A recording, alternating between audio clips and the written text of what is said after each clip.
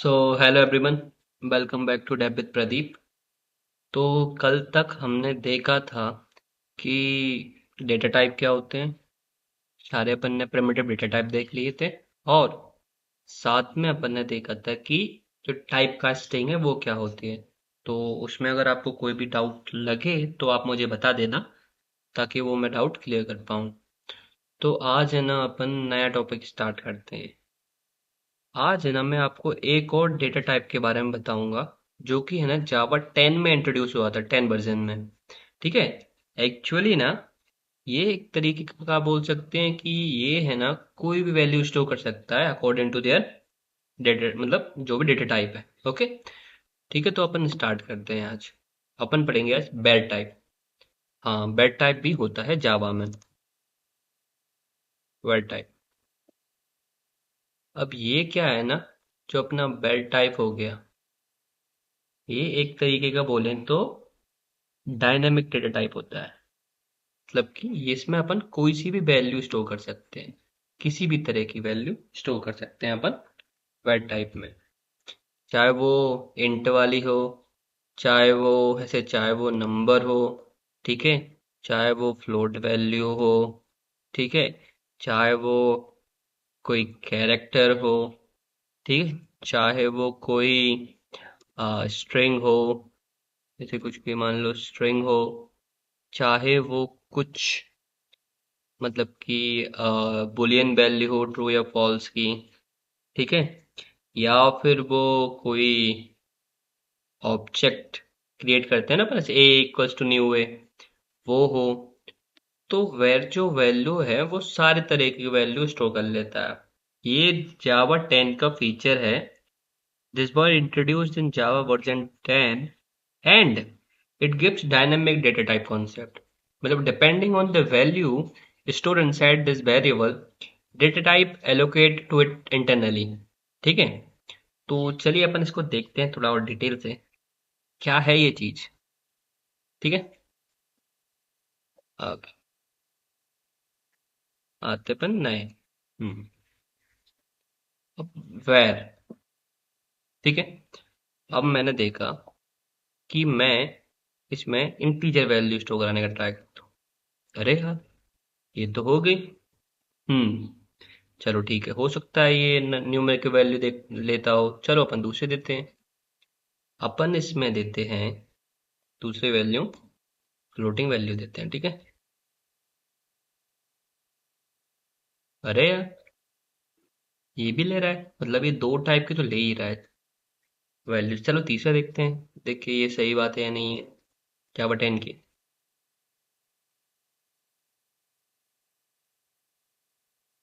अरे यार, ये तो ये भी ले रहा है, मतलब आपको ये समझ आ गया कि आप किसी भी टाइप की वैल्यू उसको दे सकते हैं, वेल टाइप ले लेगा।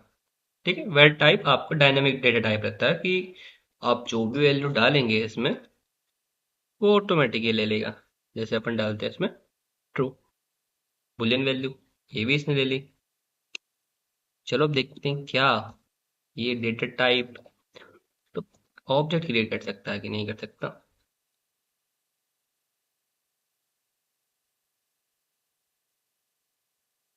वायर इसने ये भी कर लिया। कैरेक्टर का वो देख लेते हैं।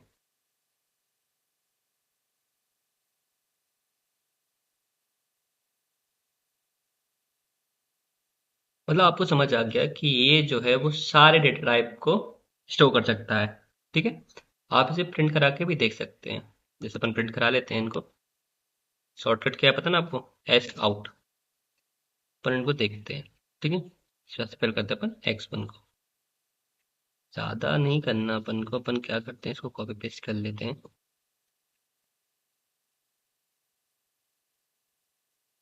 और इनको थोड़ा सा चेंज करते हैं।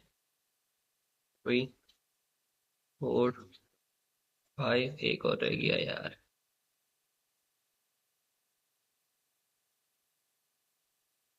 ठीक है, अपन देखते हैं इनको देखे क्या होता है।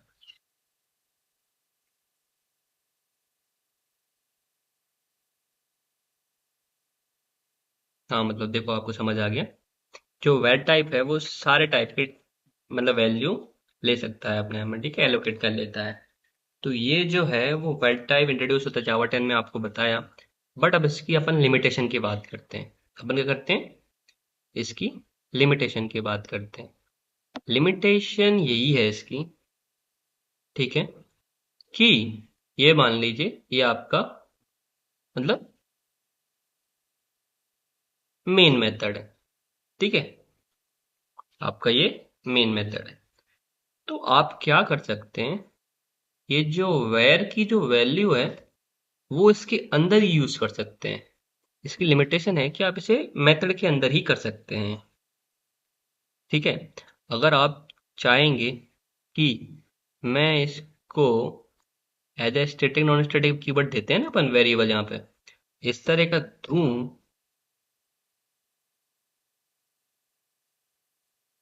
ओह shit, sorry, var X 7 equals to 25, मतलब ये अभी एरर दे रहा है, ठीक है, can not resolve symbol var. मतलब आपको ये बात समझ भी आ गई कि ये जो वैल्यू है वेर की, वो सिर्फ लोकल के लिए है, ठीक है। आप मेथड के अंदर ही यूज कर सकते हैं इसको। ये इसकी पहली लिमिटेशन होती है, मतलब var type can only be local variable, okay. अब ना, ये जो वेर है, जो स्टैटिक भी नहीं हो सकता और नॉन स्टैटिक भी नहीं हो सकता, ठीक है, इसकी ये सिंपल सी बात है।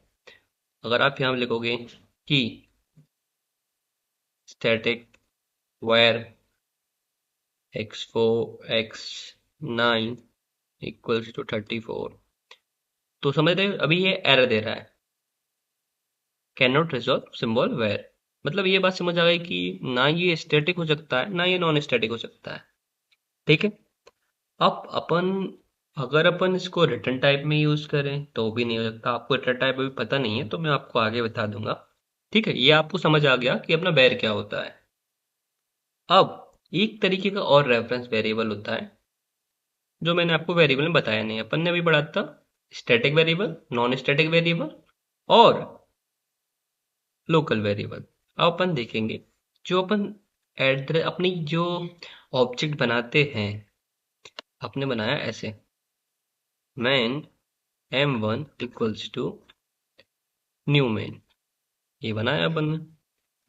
अब जो m1 है, ये जो अपना m1 है, इसको अपन रेफरेंस वेरिएबल बोल सकते हैं, बोलते ही हैं, ठीक है। तो इसमें आप दो टाइप की वैल्यू ले सकते हैं, ठीक है। मैं आपको समझाता हूँ। आप इसको अपन हटा देते हैं अभी, ये कुछ ज्यादा काम का नहीं है, ठीक है। ये रहा अपना, ठीक है। अब क्या होता है रेफरेंस वेरिएबल, एक सेकंड स्पेलिंग देता कोई, रेफरेंस वेरिएबल, अरे यार, ठीक है। रेफरेंस वेरिएबल जो कि फोर टाइप का वेरिएबल होता है। इसमें क्या है कि अपन स्टोर करते हैं ना men m1 equals to new men, ये अपन करते हैं हर बार जब अपन ऑब्जेक्ट क्रिएट करते हैं। तो ये जो अपना m है, ये जो अपना m है ना, इसको अपन रेफरेंस वेरिएबल बोलते हैं। अब ये है ना दो टाइप की वैल्यू ले सकता है, या तो आप इसको है ना, आप नल दो, मतलब कोई वैल्यू ना, नल वैल्यू होनी चाहिए इसकी, या ऑब्जेक्ट लेता है तो ये दो टाइप की वैल्यू स्टोर कर सकता है। या अगर आप तो मतलब या तो आप उसको नल दो या आप मेन वैल्यू दो, ऑब्जेक्ट का एड्रेस दो, ठीक है। अपन यहाँ देख लेते हैं, ये इसको एरर नहीं दे रहा है, चल रहा है, ठीक है, चल गया। अब इसको देखो मैं प्रिंट करा के बता देता हूँ आपको, एस आउट ना m1। तो अभी इसको कोई एड्रेस देना चाहिए, देखो इसने दे दिया एड्रेस मेन @8e, ठीक है। मतलब ये एड्रेस स्टोर करता है रेफरेंस वेरिएबल। अब अपन दूसरा देखते हैं, एक और बनाते हैं अपन m2 इक्वल्स टू नल। अपन इसको साथ में प्रिंट करा देते हैं, इसको एक सेकेंड टिंग, ठीक है, प्रिंट करा देते हैं अपन। इसको कॉन्केटिनेशन बोलते हैं, अपन आगे पढ़ेंगे, ठीक है। अब देखो इस नल प्रिंट कर दिया। मतलब आप रेफरेंस वेरिएबल में दो तरीके की वैल्यू स्टोर कर सकते हैं, या तो अपन ऑब्जेक्ट एड्रेस कर सकते हैं इसमें, या फिर अपन नल वैल्यू स्टोर कर सकते हैं। ठीक है, आपको ये समझ आ गया होगा। हम्म। अब अपन देखते हैं कि अपन ये जो वैल्यू स्टोर करते हैं इतने सारे वेरिएबल, इसको अपन देखते हैं कि एक्चुअली में ये क्या चीज़ है। ठीक है, तो अपन इसका मेमोरी एलोकेशन के बारे में आज जानते हैं। ठीक है, तो अपना जो प्रोग्रामिंग लैंग्वेज रहती है, खासकर जावा जो है, उसमें क्या होता है, दो मेमोरी रहती है। ठीक है, एक जो मेमोरी रहती है अपनी, वो रहती है स्टैक मेमोरी। क्या रहती है? स्टैक स्टैक मेमोरी रहती है। और जो दूसरी मेमोरी रहती है, वो रहती है हीप मेमोरी। क्या रहती है? Heap memory. ठीक है, तो दो तरीके की मेमोरी होती है। तो जब अपन से कोई वैल्यू लिखते हैं अपना, अपन ने लिखा इंट a इक्वल्स टू 20। ठीक है, तो क्या होता है, ये जो a है वो स्टैक में आता है। ठीक है, और यहाँ पे वो वैल्यू अपनी हीप में स्टोर होती है। ठीक है, हीप में स्टोर होती है, जो कि 20। ठीक है, अब ये क्या करती है, यहाँ से इसको पॉइंट करती है। ठीक है, जो स्टॉक स्टैक अपना जो मेमोरी एलोकेशन है, इसमें होता है। ठीक है, यहाँ पे अपना जो है, जो डेटा टाइप का नेम आता है, और यहाँ पे उसकी वैल्यू रहती है। ठीक है, अपन इसको करते हैं। जो स्टैक रहता है वो लास्ट इन फर्स्ट आउट रहता है, मतलब जो सबसे पहले आया है वो सबसे लास्ट में जाएगा। ये इसका स्टैक का रहता है। ऐसे अपना ऐसे ए वेरिएबल हो गया, फिर बी, इसके बाद बी वेरिएबल, फिर सी वेरिएबल, डी वेरिएबल। तो सबसे पहले डी वेरिएबल यहाँ से आउट होगा, उसके बाद सी आएगा, उसके बाद बी, फिर लास्ट में ए जाएगा। ठीक है, ये हो गया अपना स्टैक। हीप में इसकी सारी वैल्यूज आती हैं। अभी अपन मैं ओवरव्यू दे रहा हूँ आपको, अपन डिटेल में इसको अच्छे से पढ़ेंगे। एक्चुअली हीप क्या करता है, हीप की अपन डेफिनेशन देखें तो object are created inside heap memory. मतलब अपन ने ऐसे, ये अपन ने किया ना, अपन ये स्टेटमेंट लिखते हैं, men M equals to new men. ठीक है, अपन ये वाला पॉइंट लिखते हैं। ठीक है, अपन ने ये जो बनाया, ये जो लिखा, अब इसको अपन इसमें डाल देते हैं। ठीक है, इसको अपन छोटा छोटा कर देते हैं ताकि उसमें अच्छे तरीके से आ जाए। एक सेकंड,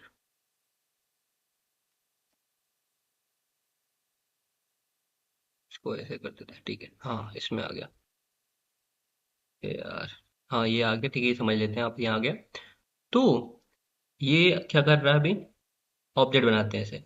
तो जो ये ऑब्जेक्ट है, ये स्टेटमेंट यहाँ पे होती है। ठीक है, लेकिन इसका ऑब्जेक्ट है ना अपने हीप मेमोरी के अंदर बनता है। ठीक है, अपन कोई भी ऑब्जेक्ट बनाए वो हीप मेमोरी में ही बनेगा, और उसका कंटेंट लेकर आता है स्टैक में। स्टैक में एक्चुअली एक तरीके के इंस्ट्रक्शन लेके रहते हैं। ठीक है, जो कि पूरे करता है हीप। तो ये भी मैं बेसिक सा ओवरव्यू दे रहा हूँ ताकि आपको डिटेल कुछ पता हो जाए, ताकि आप थोड़ा बहुत समझ लेंगे। बाकी अपन डीप में इसको अच्छे से कवर करेंगे, काफी अच्छे से कवर करेंगे। ठीक है, तो अपना अपन अब ये हो गया मेमोरी एलोकेशन, जो कि हमने बेसिक सा ओवरव्यू दिया था, अपन ने वेट टाइप पूरा कर लिया। ठीक है, अब अपन देखते हैं मेथड्स इन जावा। ठीक है, कर लेते हैं अपन, यहाँ पे देखते हैं मेथड्स इन जावा। मेथड क्या चीज़ है?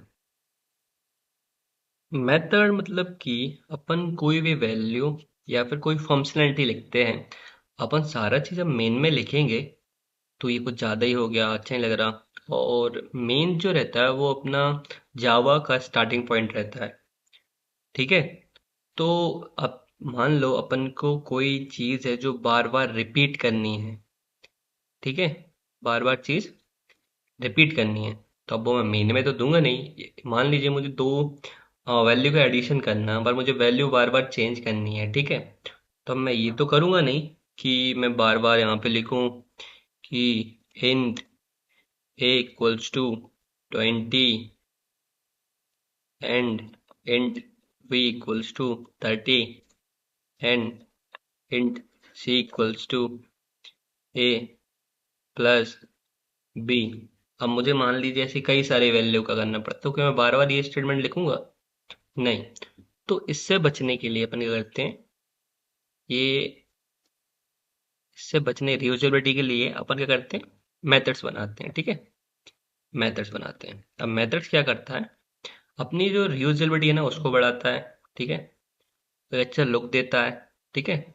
और ये काफ़ी ज़्यादा यूजफुल होता है बड़े बड़े प्रोजेक्ट में। अभी आपको पता नहीं चलेगा तो अपन करते हैं, ठीक है। अब है ना, मैं बता दूं, मेथड मेथड जो है वो या तो वॉइड हो सकते हैं, जो कि कुछ भी रिटर्न नहीं करते, ठीक है, कुछ भी रिटर्न नहीं करते। या फिर मेथड टाइप हो सकता है इंट, इंट हो गया अपना, स्ट्रिंग हो गया, फ्लोट हो गया, बुलियन हो गया, ठीक है। जो भी हुआ, ये जो रहते हैं वो कुछ ना कुछ वैल्यू रिटर्न करते हैं, ठीक है। वॉइड मतलब कुछ भी रिटर्न नहीं करता। अपन बना के देख लेते हैं, ठीक है। यहाँ पे अपन ने बनाया भाई public add, public void add, ठीक है। और अपन दे रहे हैं पब्लिक वॉइड ऐड, अपन कर रहे हैं एस वाई एस, यहाँ पे एस आउट कर लेते हैं डायरेक्टली। अभी मैं आपको बता रहा हूँ हेलो वर्ल्ड प्रिंट करा के ऐसे नॉर्मली, अपन वो भी करेंगे, ठीक है। ये हो गया हेलो वर्ल्ड। अब मुझे यहाँ पे क्या करना है, ये आपको दिख रहा है नॉन स्टैटिक मेथड है। तो अपन इसका क्या बनाएंगे, पहले ऑब्जेक्ट बनाते हैं, न्यू मेन, ठीक है। अपन इसको ऐसा आउट करते हैं, एम डॉट ऐड करते हैं, ठीक है। अब देखते हैं।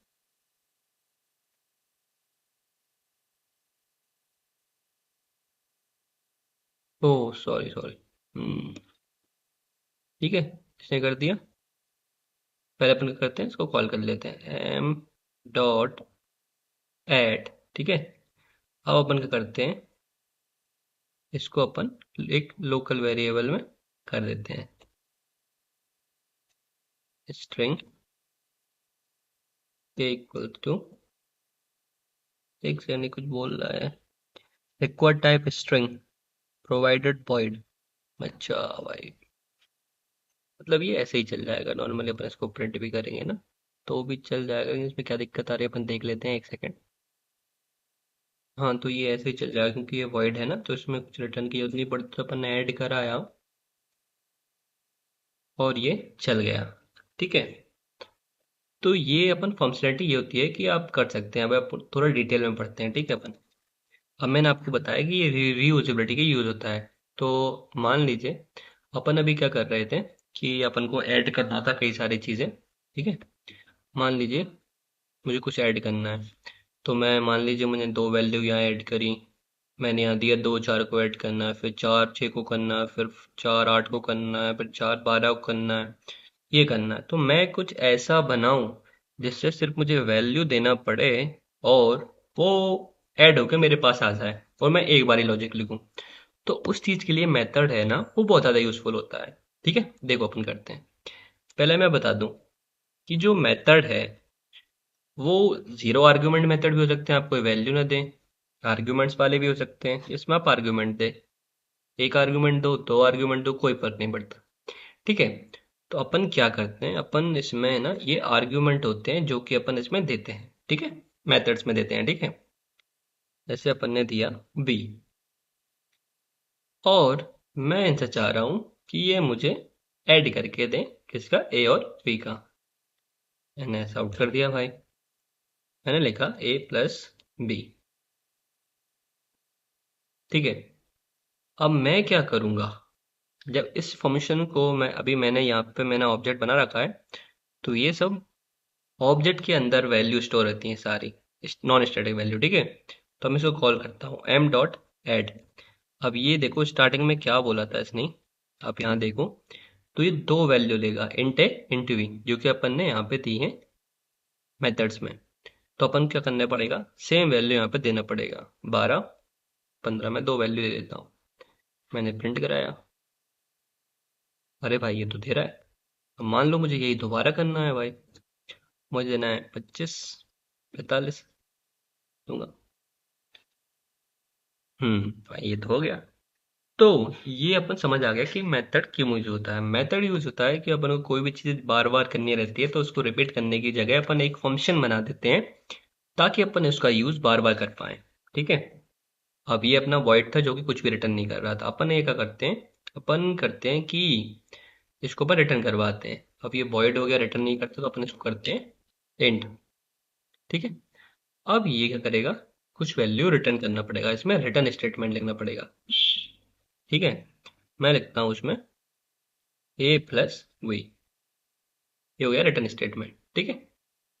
अब भाई इसमें क्या करना पड़ेगा अपन को, अपन ये वैल्यू तो दे देंगे, बट ये प्रिंट नहीं होगी भाई।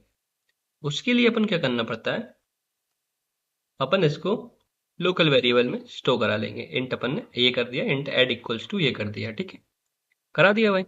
इसको भी अपन दे देते हैं भाई, एक सेकेंड, ये हो गया। ठीक है। अब अपन इनको प्रिंट करा देते हैं, साउट एड एड वन। ठीक है, ये हो गया अपना 27 77 रेटिंग कर दिया। ठीक है। तो अब क्या हुआ कि मेथड अपने दो टाइप के होते हैं। वॉइड जो अपन ने देखा कि अपन एक्स्ट्रा प्रिंट स्टेटमेंट दे रहे थे, तब वो वैल्यू प्रिंट कर रहा था। ठीक है। और ये जो है, इसमें अपन क्या कर रहे थे, एक बार अपन को प्रिंट स्टेटमेंट लिखना पड़ रहा था। मतलब ये अपन को कुछ रिटर्न वैल्यू ऑटोमेटिकली देते हैं रिटर्न स्टेटमेंट में, ये कुछ रिटर्न नहीं करता है। ठीक है। अब मैं आपको डिफरेंस बताने वाला हूँ कि डिफरेंस बिटवीन रिटर्न कीवर्ड, ठीक है, difference between return keyword and return value. ठीक है, क्या होता है इसका मतलब। ठीक है, तो यहीं पे देख लेते हैं अपन क्या होता है अपना रिटर्न वैल्यू। अभी क्या है इसमें लिखा है, पब्लिक इंट एड। ठीक है, यहाँ पे दो वेरिएबल, दो आर्ग्यूमेंट्स आ रहे हैं जो कि अपन यहाँ से दे रहे हैं कि अपन को कुछ वैल्यू रिटर्न कर रहा है, कोई वैल्यू रिटर्न कर रहा है। तो ये सेकंड वाली है, कुछ वैल्यू रिटर्न कर रहा है। ठीक है, ये समझ आ गया भाई अपन को। अब अपन क्या करते हैं, एक और बना देते हैं फंक्शन। ठीक है, यहाँ पे अपन करते हैं पब्लिक सब्ट्रैक्ट, पब्लिक बन कर लेते हैं। यहाँ पे बनाते हैं वॉइड सब्ट्रैक्ट। ठीक है। अब ये क्या करेगा, एस आउट कर देते हैं अपन इसमें। ठीक है, यहाँ भी अपन दो वैल्यू ले लेते हैं, इंट ए इंट बी। देखो ये अलग वैल्यू है, इसका जो स्कोप रहता है वो इसके अंदर ही रहेगा, और इसका जो स्कोप रहेगा वो इसके अंदर रहेगा। तो ये वैल्यू मैच नहीं होती, भले नेम एग्जैक्ट हो आपके। ठीक है। तो क्या करते हैं अपन, यहाँ पे ए प्लस ए माइनस बी करते हैं। ठीक है, ठीक है करते हैं।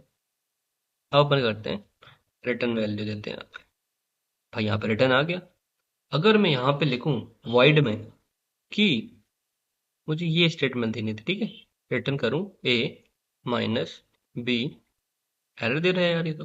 ये क्यों दे रहा है, क्योंकि ये वॉइड टाइप का है। ठीक है, तो वॉइड टाइप का रिटर्न वैल्यू नहीं ले सकता, रिटर्न कीवर्ड ले सकता है। अब मैं ये प्रिंट कराऊंगा यहाँ पे कॉल करके एम डॉट सब्ट्रैक्ट, दो वैल्यू देता हूँ मैं, 34 एंड 12। ठीक है, इसको मुझे प्रिंट करने की जरूरत नहीं, क्योंकि यहाँ पे प्रिंट स्टेटमेंट ऑलरेडी है, तो ये हो जाएगा 22। ठीक है। अब अगर ये होता है कि अब रिटर्न कीवर्ड हो गया, ठीक है, अब रिटर्न वैल्यू क्या करता है मैं आपको कॉन्सेप्ट समझा देता हूँ। ठीक है, मैं ये जो वैल्यू है उसको अपन यहाँ ले चलते हैं।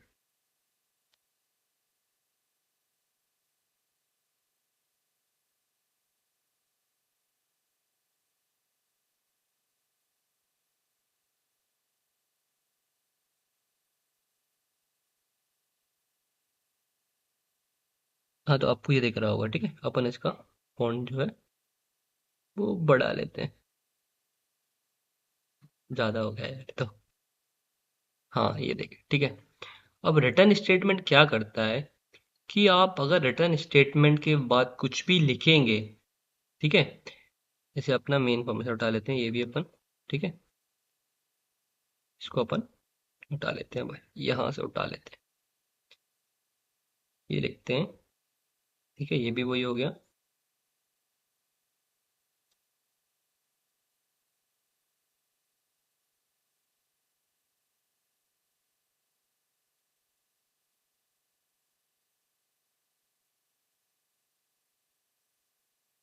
ठीक है।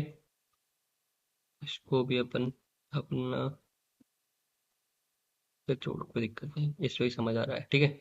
अब इसमें क्या होता है कि ये जो अपन वैल्यू है, ये पब्लिक बॉडी दूसरा फंक्शन है, ठीक है। अरे यार, ये मेन चीज वही हो गई यार। चलो कोई ना, कोई फर्क नहीं पड़ता, ठीक है। अब ये होता है कि अपन ने ये लिखा कि अपना एक मेथड है, ठीक है। फंक्शन फंक्शन मेथड एक ही रहता है, ठीक है। अब ये क्या होता है, जैसे ही अपना कोड जो अपन लिखते हैं, जैसे अपन ने यहाँ पे ये वाला जो है एम डॉट एड, तो एम डॉट एड ये वाला यहाँ से क्या करता है, ये कॉलिंग स्टेटमेंट जाती है यहाँ से घूम के और इस पे जाती है, यहाँ पे कॉल करती है, तो ये वाली जो लाइन एग्जीक्यूट होने लगती है। अब ये तब तक इसको है ना रिटर्न होगा, उसके बाद यहाँ पे क्या होगा, ये खत्म हो जाएगा और यहाँ पे एक्सेस वापस कर देगा इसको इसी लाइन में, ठीक है। 15 लाइन में एक्सेस कर देगा। और फिर अपन क्या कर रहे हैं, यहाँ पे एक सब्ट्रैक्ट वाला भी लग रहा है, ठीक है। एम डॉट सब अपन ने देखा 17 लाइन पे है जो। अब ये 17 लाइन से सीधा कॉल किसको कर रहा है, 7 लाइन को कर रहा है। अब 7 लाइन देखा इसने, एग्जीक्यूट किया। 8 लाइन देखा इसने, कुछ सब्ट्रैक्ट करना था, कर दिया। अब 9 लाइन पे देखते हैं रिटर्न कीवर्ड। तो जहां ये रिटर्न कीवर्ड अपन को दिखता है, वहां से क्या होता है, रिटर्न वैल्यू हो जाती है जहां से इसको कॉल किया गया था, ठीक है। आपको फर्क नहीं पड़ता, आप रिटर्न के बाद कुछ भी लिखो, आप लिखो, कुछ भी लिखो, ये वैल्यू आपको एरर देगी, आप रिटर्न के बाद कुछ भी नहीं लिख सकते, ठीक है। तो ये आपको समझ आ गया होगा। ये होता है अपना difference between return versus return value. Return value कुछ वैल्यू स्टोर करती है, ठीक है, देती है आपको रिटर्न वैल्यू करके। और रिटर्न स्टेटमेंट जो रहता है वो आपको कॉलिंग स्टेटमेंट पे थ्रो कर देता है, ठीक है। तो मेरे अकॉर्डिंग आज के लिए इतना काफी रहेगा। बाकी अपन कल और भी अच्छे से देखते हैं। बाकी जो वेर कीवर्ड मैंने आपको बताया था, वो सिर्फ लोकल के अंदर ही हो सकता है, मैंने आपको बता दिया था। अगर आप यहाँ पे यूज करोगे आर्गुमेंट पे तो यूज नहीं होगा ना। नॉन स्टैटिक स्टैटिक कीवर्ड होगा, वो बस लोकल वेरिएबल के लिए होता है, मेथड के अंदर के लिए, ठीक है, मेन के लिए। अगर आपको ये वीडियो हेल्पफुल लगी हो तो वीडियो को लाइक करें, चैनल को सब्सक्राइब करें। और अगर आपको कोई प्रॉब्लम हुई हो तो आप प्लीज़ कमेंट में बताइए, ताकि मैं आगे वीडियो में रिजॉल्व कर पाऊँ। बाकी thank you so much guys.